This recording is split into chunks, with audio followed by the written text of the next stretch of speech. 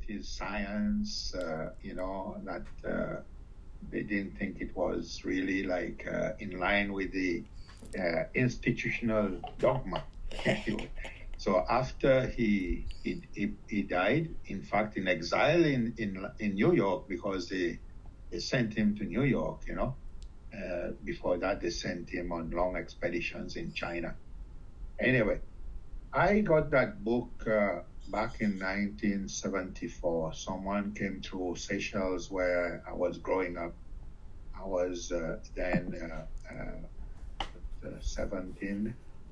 What's the name of the book again? The Divine Milieu.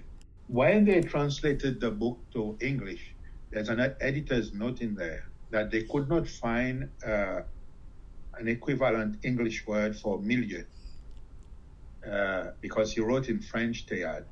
And milieu means center, and it also means the environment. So when he writes the divine milieu, it implies our divine center and also the divine environment that we're in. And so I believe that there's a need for soul awakening.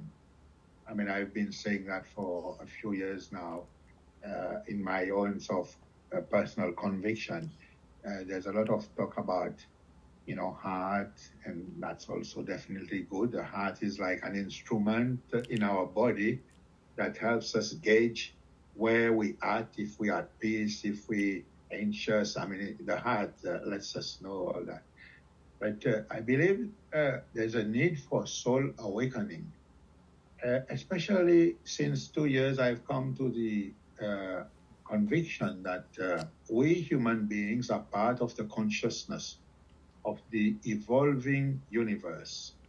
Now, science tells us the universe is evolving since 13.8 billion years, Sometimes I round it up, I say 14, because when you say 13.8, it seems so exact, I don't know how it can be so exact about that.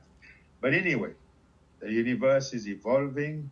I believe we human beings are part of the consciousness of the evolving universe, and that we need to awaken to our role, the same way that we can destroy even the planet now with the number of atomic bombs there are on the planet.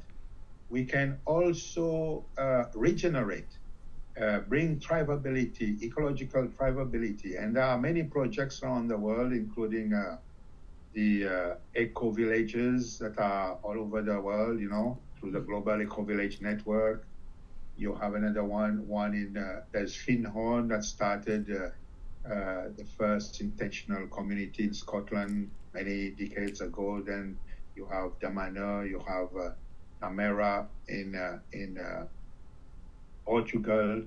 And Tamera, they're really an example of regenerating an ecosystem where it was almost desert, and they could,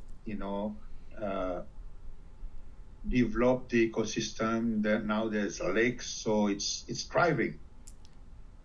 So we human beings, I believe, if we awaken to our divine, to our soul, we can come together in love in action. What I call love in action is collaboration and solidarity for the common good. We can really have paradise on earth. So that's the essence of where I'm at with all this. Thank you so much for sharing. Thank you so much. I like what you say, the idea that we are the consciousness of Mother Earth appeals to me. There is something that I would like to put forward as a suggestion. When we talk about Mother Earth, you might have heard that some people think she's pregnant. I am in that court. It pleases me to think that she is a pregnant person, because I feel that we are the other consciousness. We are in the process of becoming what was once one will be two, as a woman giving birth becomes two. She's one until the baby is born. And then there is this event, and there is miraculously two. Now, I don't know what that looks like from the perspective of a god like Gaia, our Mother Earth. I feel that she has a wonderful consort who has sparkled every day of her life. The sun, the one she spins and dances around. This is a mythology that gives me great joy. When I think of the one that we are, the one that is becoming and awakening to our purpose in life, I think it helps us get ourselves together and do as you suggest. It would help to have a vision of what we are. In the phalanx of gods, what is the one that we are becoming? What energy do we send into the cosmos, the next fractal of life that we are cohering into? I believe, and I put forward for your consideration, the idea of the green man. From my perspective, and it's not what is written in the books and what people say, we don't really have a clear vision anymore of what the green man really meant to the pagans before Christianity came in and bollocksed everything up. But he was important enough that he is carved in every church and cathedral ever. You see the dragon and the green man everywhere. I believe that those are two stages in the life cycle of a god. And human is one of them.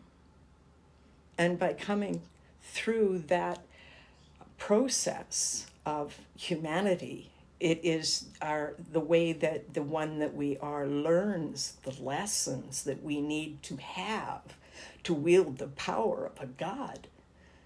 And the power is fractured throughout all of us, so that we learn about power before we actually have the abilities that enable us to walk with gods. This is the fun part. We're just humans sparking off each other. We are just small sparks, and all together, all of us, we will be brighter than the sun who is our Father, who has never withheld his love from us.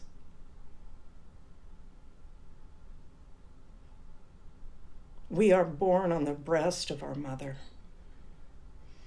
nourished by the love of our Father. We are one, coming together and awakening together.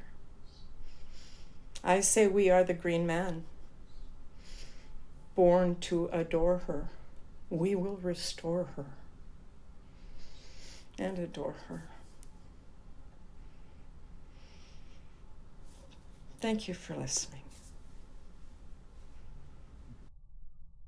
Awaken another level of our being,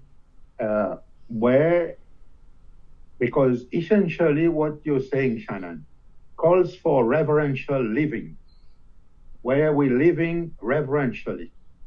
Now, to live reverentially, I've come to the conviction that we need to have reverential humility.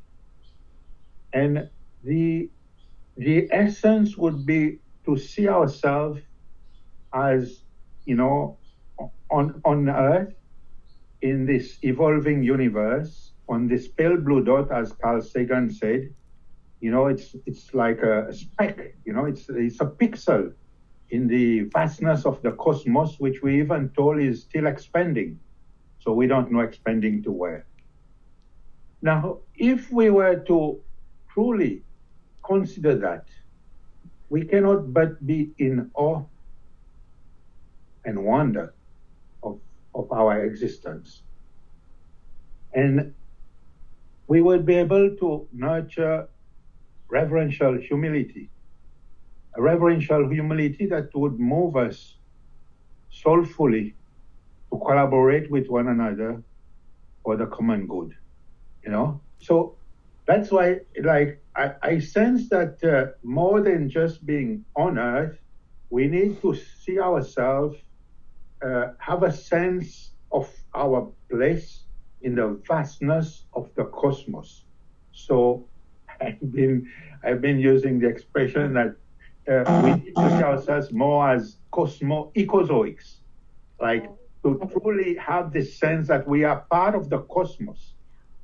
Anyway, so I appreciate the powerful share that you did with us. Whatever gets us to be living, peacefully and nurturing ecological thrivability. I even believe there's a need for effective participatory democracy to ensure that there's personal flourishment, that we could also have equitable, sustained prosperity. I mean, the technology is there, the science is there, so it can all be done with probity. That is, to the best of our knowledge, using the technology, we could have effective participatory democracy, like 24/7, like citizens could be engaged. Anyway, I've been involved in especially one development of one project that was put online here in Quebec, how to, strategic planning to international standards, where you would be using digital technology to enable. Now, here in Quebec, there is now a minister for digital, to develop the digital side of, all these systems. There are dangers, of course, but there are danger in everything. Even there's a danger with a knife, but a knife can also be used, for to good. help or harm. Yeah. And this is why the article that John has written about AI, and that, humanity needs to embrace AI with compassion, nurturing our compassion, so that we can use the power, the computational power of AI in the high interest of our common good. So I do hear you, and I hear all this, I'm in awe of all the work that Shonda and Keith are doing there with the oak tree and all the 13 branches of the oak tree.